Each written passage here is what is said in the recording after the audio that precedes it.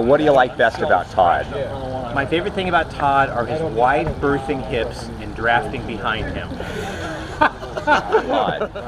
Todd, well, just as he was indicating before, Todd's ass is just the perfect draft behind. Besides that ass, just the amount of bullshit that flows through his bed. No, I'm just kidding. All right, Todd. Let me think. Tell me what you like about Todd. He's always happy. He's always smiling. That's a good thing. He is. And I like his. I always enjoy his family. His son. Oh yeah. Lucas, yeah. Lucas. Yeah, he's a flirter. Yeah. He likes ladies. Let me think about it. Oh, actually, he does have a good kid. Oh, he has a wardrobe that is just nobody can match it. Well, he's a style. I mean, he's always matching. Yeah, I like those shoes. Oh, yeah, those are very nice shoes.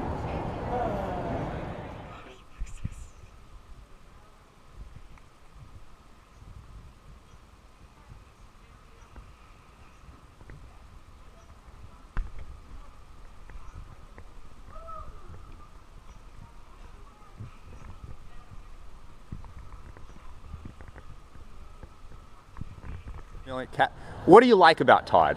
About Todd? Yeah, what do you like His about Todd? smiles and impeccable intelligence. About Todd. I like his fancy kits. Yeah, he does have fancy kids. Melissa, what do you like best about Todd? What I like best about Todd is that he's a strong rider and he's always been encouraging to me from when I began riding to now. You know, he never lets me give up. He always makes me, know that I'm doing the best I can do. That's what I like about him. What do you like best about Todd? The bikes he has. Not him personally, but the bikes. Right. What do you like about Todd? Todd? Yeah. Almost everything. Almost everything? Yeah.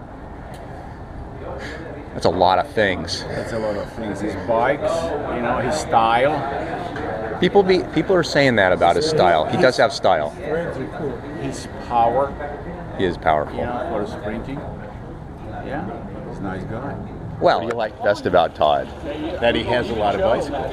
Okay. I'm the only one who's ever had more bikes. What I like about Todd is his eloquent use of the English language, especially when cars cut him off or something like that. It's always an entertainment to see him eloquently explain to the other participant that they don't have the rights to the road. That's what I like about Todd. And his kit, actually, he's always colorful. You know how they say life is a box of chocolates? He's like a Skittles. Good morning, I'm Todd. Wanted to share my bike with everybody. Bill's Bike Shop Saturday ride. Sitting at Starbucks in the morning, not having coffee. Gonna go ride. So let's talk about it. So what I have is a Specialized S-Works Tarmac SL4. Specialized is a company's been around for a long time. One of the best known companies in road biking. S-Works is kind of like their Skunk Works Lockheed division. It originally was basically the part of their company they used to do research when they were interested in new bikes. Now it's what the pros race more often than not. So that's what I have. As you can see, plenty of room there for a huge logo on the down tube. Yes, but let's go through it front to back. Let's talk about this a little bit. So what I did is I actually put a mixture of Dura-Ace and Ultegra Di2 components on it. Ultegra is less expensive, but it's actually about as functional as Dura-Ace is, a little bit heavier. Frankly, as a money-saving grab. Got a really nice deal on a Di2 group and decided to go ahead and mix up the parts. So front to back, you got the Di2 shifters, which are awesome. They're lightweight. They are shaped this is shaped very well. It's very comfortable. From there, I've got Dura-Ace brakes. I've got a Dura-Ace crankset, mid-compact. That means it's a 52-tooth big chainring and a 36-tooth small chainring. On my other bikes, I used to run regular 53-39 chainrings. I found that this is actually more convenient to use, especially on smaller hills, things like that. I like to stay in the big chainring as much as possible, so this works out a little bit better. Plus, for things like Potrero, having a 36 in the front, it makes things a bit. Using time pedals, some old ones. They're tie-spindled. Actually, I need to figure out what I'm going to move to next. That's one of the things I probably need to upgrade on this bike because I've had these forever, and they stopped producing them a few years ago. So probably going to be looking to upgrade that pretty soon. Ultegra Di2 front derailleur, Di2 rear derailleur, 11 through 28 cassette. Once again, I'm kind of a wuss when it comes to hills, so it's nice to have some bailout gearing. I've got the Dura-Ace 9000 carbon wheels. These are awesome just because the rim itself is really lightweight. They use what they call angular contact bearings in the hubs, which apparently is supposed to be something fantastic. They work great, I don't know. I've got an S-Works seat post.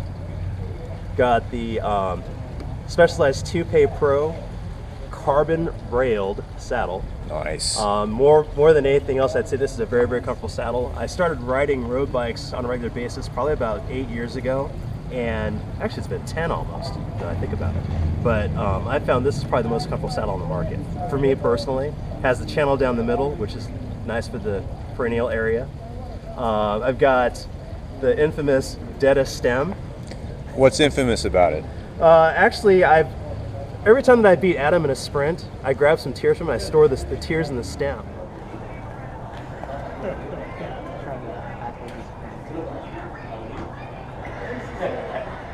It's actually a 130. I've been running a 130 all along, actually. Oh, okay. I do have a Detta 0100 aluminum handlebar as well. I'll probably upgrade this to carbon because it's a little bit heavy. Not that I'm a weight freak, but it would be nice to have something a bit more, I don't know, a little bit more cheat. I've got the Garmin that I run, Garmin Edge 500 that I use. I like this one because it is not a touchscreen. I, from time to time, like to stuff this in my back pocket, so I want to make sure that I don't have a touchscreen that'll screw things up.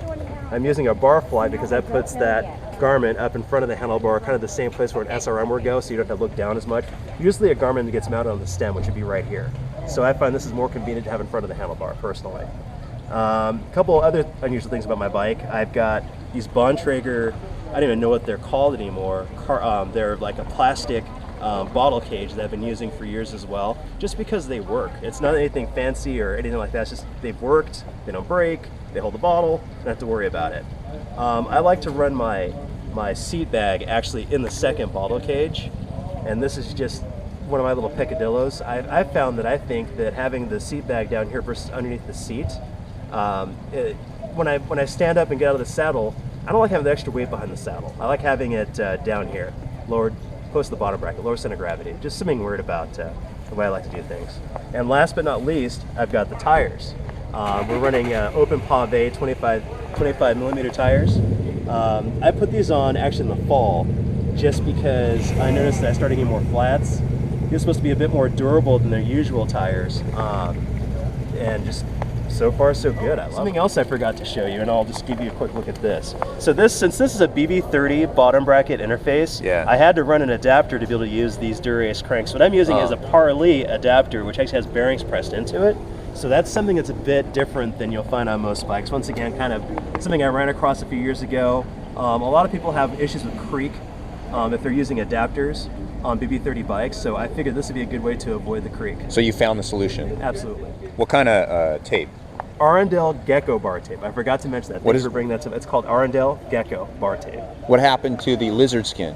I still have that. This is just hey, it's something different. I'll try it and see what happens. Every once in a while, I'll try something new and different. The one thing I'll say about this has a bit tackier surface compared to the lizard skins tape, but it's also a little bit thinner. And the lizard skins, the 2.5 thickness is a little too squishy for me. The 1.8 is a little too thin. So this is kind of in the middle, which is so you're known for many things. But having numerous bikes. So why did you pick this? Why? I mean, you've bought so many bikes. Why'd you buy this? This is probably the best all-around bike on the market, honestly. This is it. But how did you know until you bought it? You know, I've heard a lot about this. it. This is actually my third one of these. We've had Tarmacs. This one, yeah. I've had this one. I've had the Smurf, which is a light blue one, basically the same thing, but a little bit heavier. And then I had a white one as well. And I've ridden a bunch of different bikes, and I found this one really is the best one on the market. It, is probably a bit stiffer than other bikes as far as power transfer goes. A little bit stiffer in ride quality, but for the distances that I go, I can tolerate that. It doesn't bother me at all. All right.